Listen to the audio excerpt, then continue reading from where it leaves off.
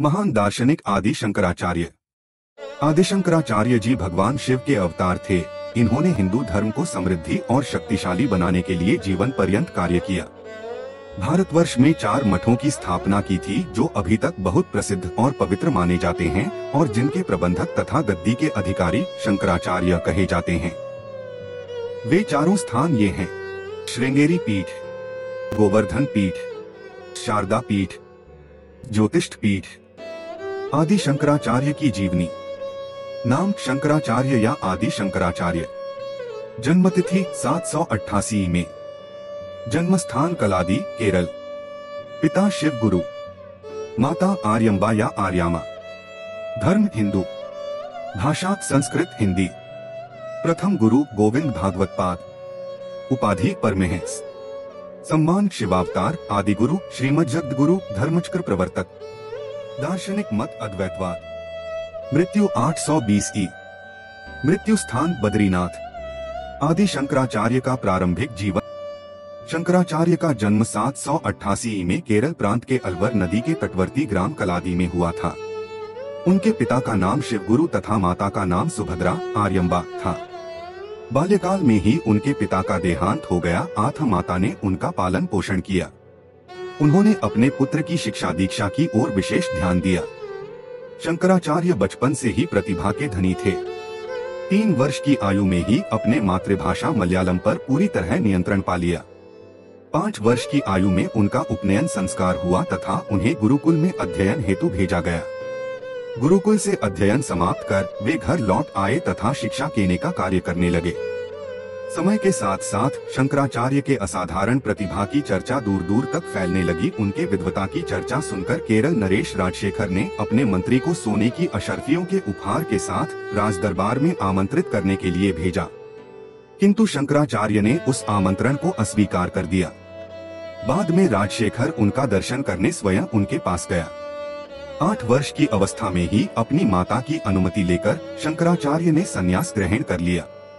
शंकराचार्य का गृह त्याग। संन्यास ग्रहण करने के बाद शंकराचार्य मध्य भारत में नर्मदा नदी के तट पर आए, जहां उनकी भेंट गोविंद भागवत पाद से हुई, जिसे शंकराचार्य ने अपना प्रथम गुरु बनाया तथा संन्यास की दीक्षा ली। गुरु ने उन्हें परमहंस की उपाधि प्रदान की। दीक्षा ग्रहण करने के बाद अपने गुरु के आज्ञानुसार सर्वप्रथम काशी वाराणसी चले आए, जहाँ वे दार्शनिक सिद्धांतों का अध्ययन किए तथा अपने ज्ञान के प्रचार कार्य में लीन हो गए। शंकराचार्य ने भारतीय संस्कृति परंपराओं तथा वैदिक दर्शन के ठोस सिद्धांतों पर आधारित हिंदूवाद के पुनर्जागरण के लिए अभियान शुरू किया। बौद्ध और जैन धर्म का सामना करने के लिए बुद्ध संघ की तरह ही सन्यासियों के लिए तपस्वी वर्ग का पुनर्गठन किया। हिंदू धर्म को सुव्यवस्थित करने के लिए शंकराचार्य ने स्मृति संप्रदाय की स्थापना की, जिसमें पंचदेवोपासना का विधान है।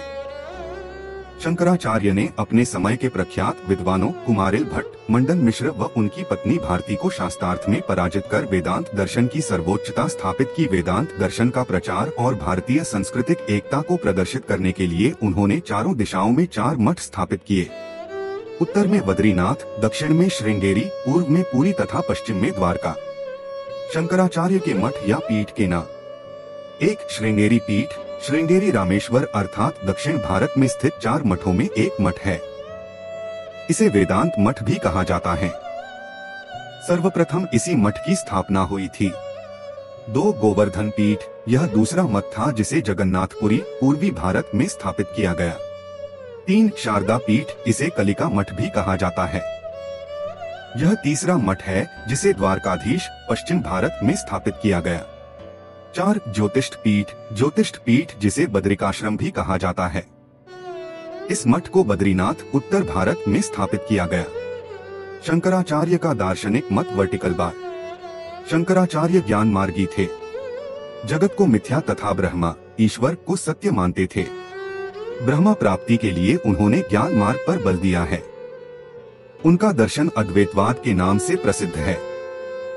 अपने दर्शन के प्रचार के लिए उन्होंने कई ग्रंथों की रचना की, जिसमें ब्रह्मसूत्र भाष्य, गीता भाष्य, उपदेश साहसी, प्रपंच सारतंत्र तथा मरीषापच्चम प्रमुख हैं। शंकराचार्य शैव और बौद्ध दर्शन से भी प्रभावित थे। बौद्ध धर्म के महायान शाखा से प्रभावित होने के कारण उन्हें प्रच्छन्न बौद्ध कहा गया है। शंकराचार्य के 4 शिष्य 1 पद्मपाद सनंदन 2 हस्तामलक 3 मंडन मिश्र 4 तोटक तोटकाचार्य। माना जाता है कि उनके ये शिष्य चारों वर्णों से थे। शंकराचार्य की मृत्यु हिंदू धर्म के महान दार्शनिक और ज्ञाता ने अपने इस नश्वर शरीर को 820 में त्याग किया। इनकी मृत्यु बद्रीनाथ में हुई। आशा करता हूँ आपको ये वीडियो पसंद आई होगी। मिलते हैं जल्द एक नए वीडियो के साथ।